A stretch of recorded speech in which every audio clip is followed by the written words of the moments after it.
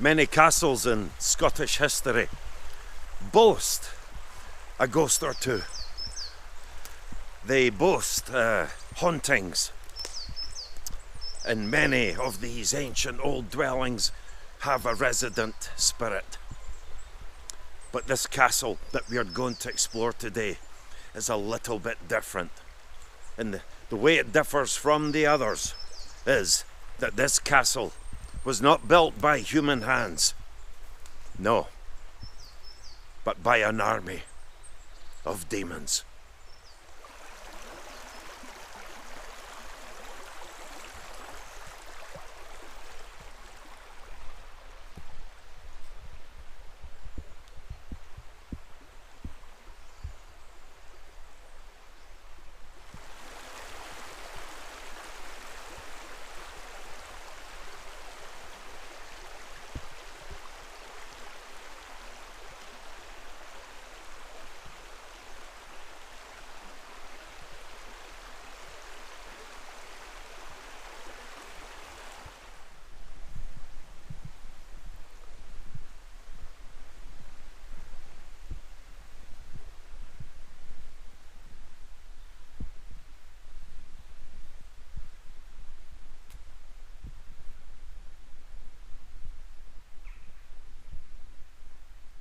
The castle was built before 1270. 1270. They reckon about the year 1267. And this castle, it's one of the lesser castles in East Lothian. The others being Dirleton, Hale's Castle. The major strongholds around these lands were Berwick, Edinburgh and Roxburgh, but East Lothian was an important place during the Scottish Wars of Independence. Dirleton Castle on the coast between Gullin and North Berwick saw frequent action. Hale's Castle, situated below Traprain Law, the ancient hill fort. But this, the least accessible of all these castles, a magnificent structure where a gateway, a large portion of curtain wall survive, but also a building within the castle that remains largely intact, and one where it gained its reputation, its notoriety, known as the Goblin Ha, or Bog Ha, built by goblins. This is Yester Castle.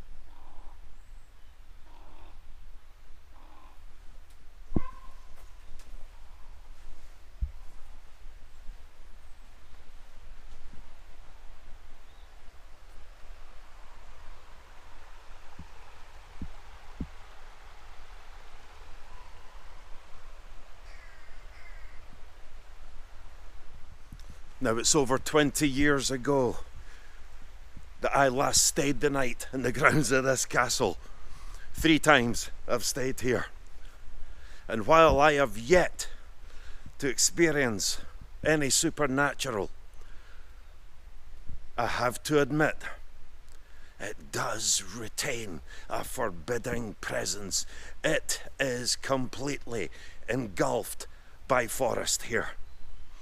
And almost as if the woods are keeping away unwanted visitors.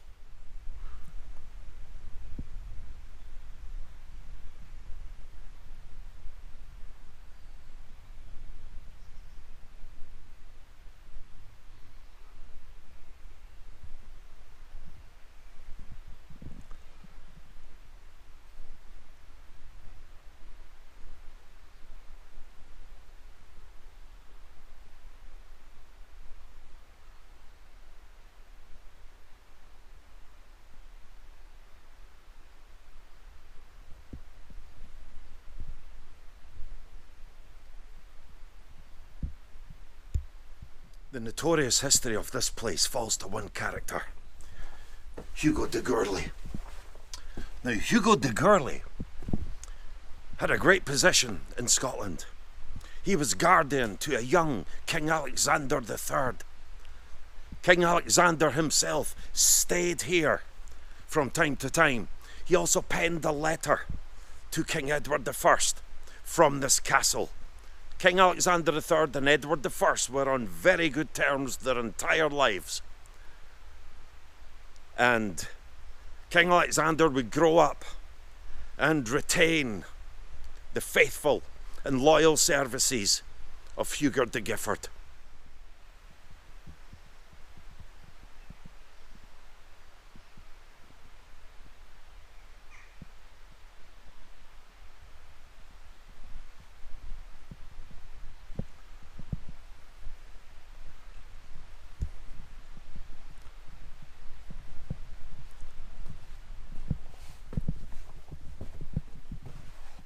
What a marvellously defensive position this place has. I mean, when you look at the height and the remarkably good condition of this curtain wall,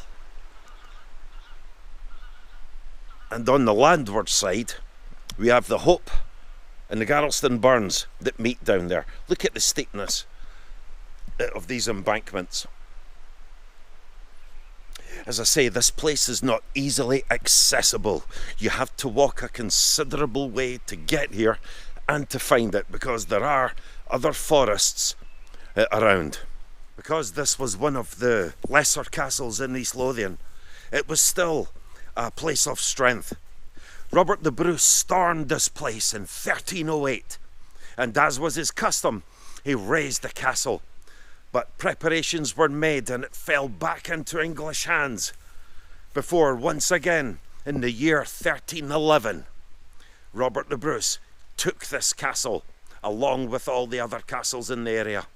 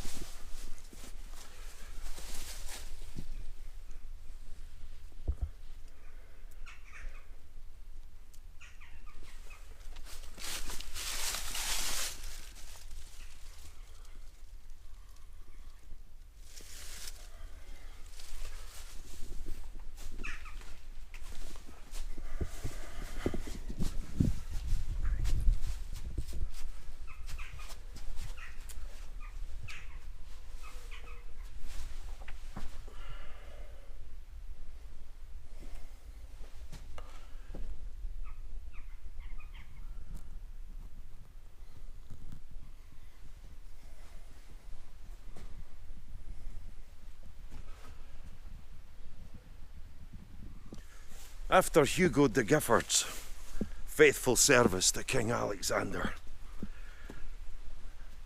and later, as the Scottish Wars of Independence developed and took shape,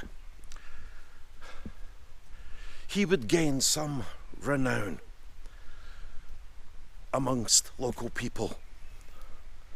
He was known as a necromancer, a man who summoned the dead, arte demonica. And no doubt these local tales helped in a superstitious age to keep people away from the castle. And even to this day, those tales persist, that this place does indeed have presence, that it has something that people daren't venture to, and they leave it alone, to perish, to age, and to disappear slowly in the midst of this forest. The wizard Hugo de Gifford built, or ordered built, a subterranean chamber known as Hall, or Goblin Ha. Goblin Hall, built by goblins. And these tales, because when the very first cornerstone of this castle was laid, these tales abounded since that time. So these tales would have been known to the armies coming here, to the people staying here. How much heed they paid to them, we do not know.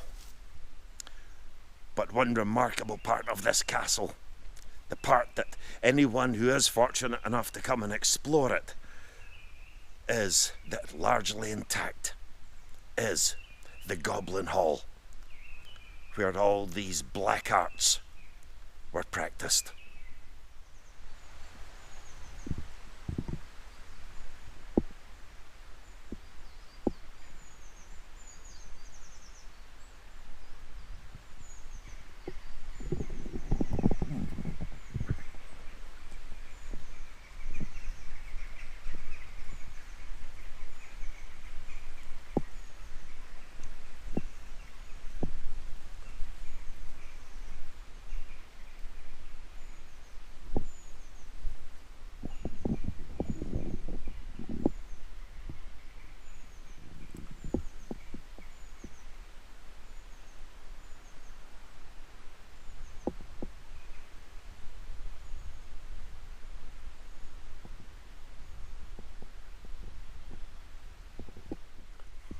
We're now about to enter the Goblin Ha, or Bog Ha, the place built by demons, built by the army of ghosts.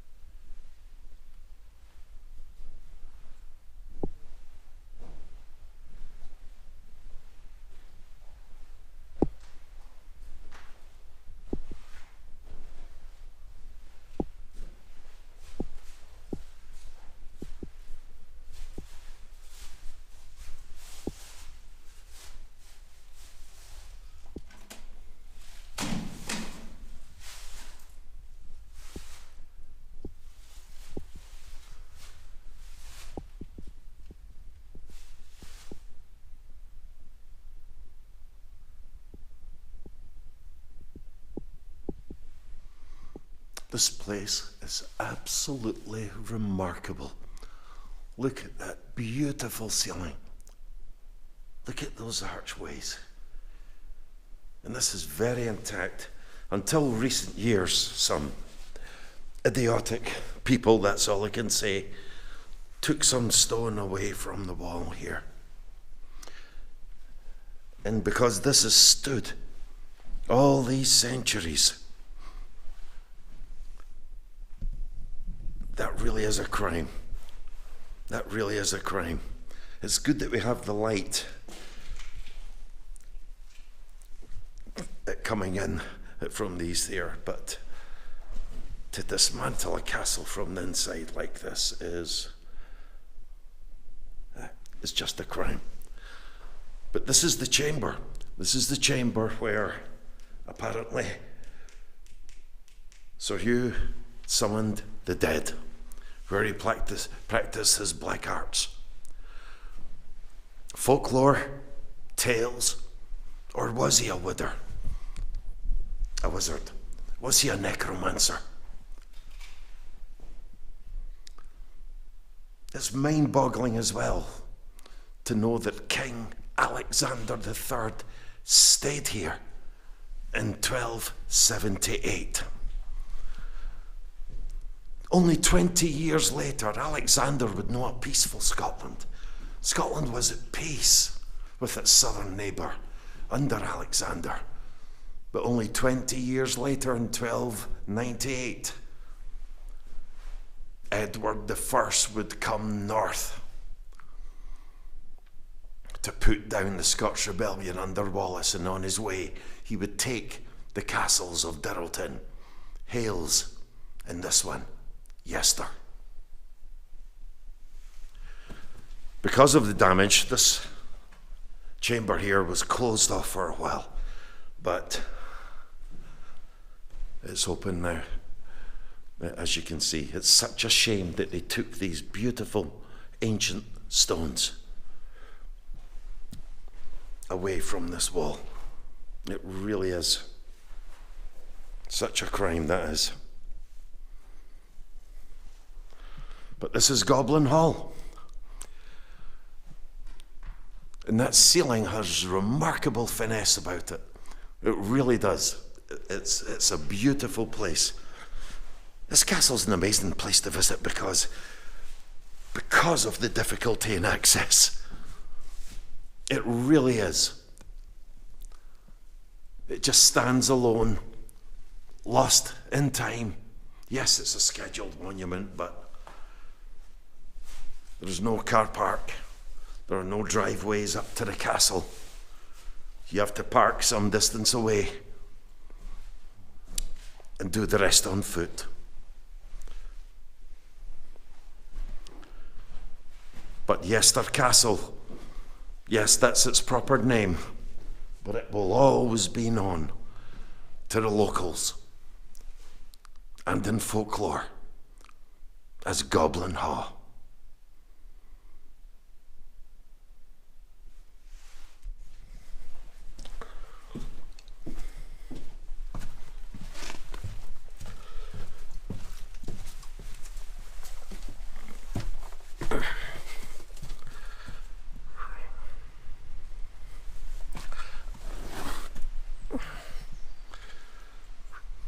I can imagine Robert the Bruce storming this place in 1308, where likely whispers among the men, because this castle was legendary, the tales of it were of legend, that it was either spoken of or it was at least thought of when they were storming this place, that it might come back to haunt them. Well, that didn't stop them doing it again in 1311, after the English had made some reparations to the place. Bruce's policy, make it uninhabitable, at least unusable for the English.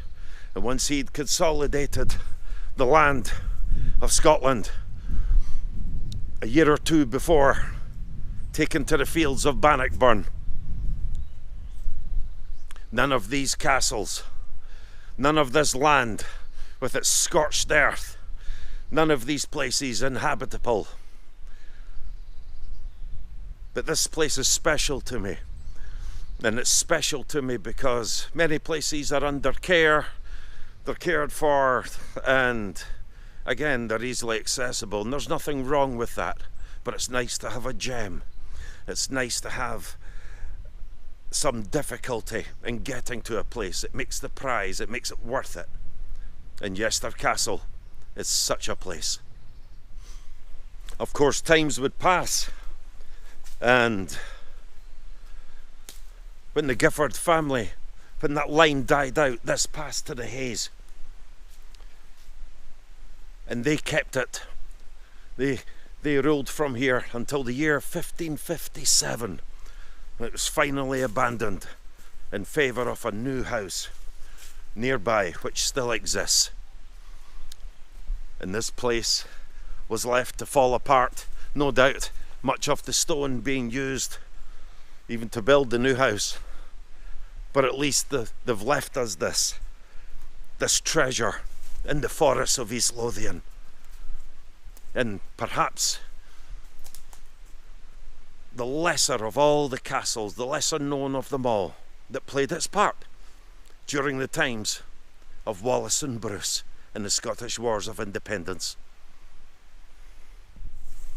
Thank you for watching and walking in the footsteps with me. If you've enjoyed this video, please like, comment, share, subscribe, and thank you for supporting the channel.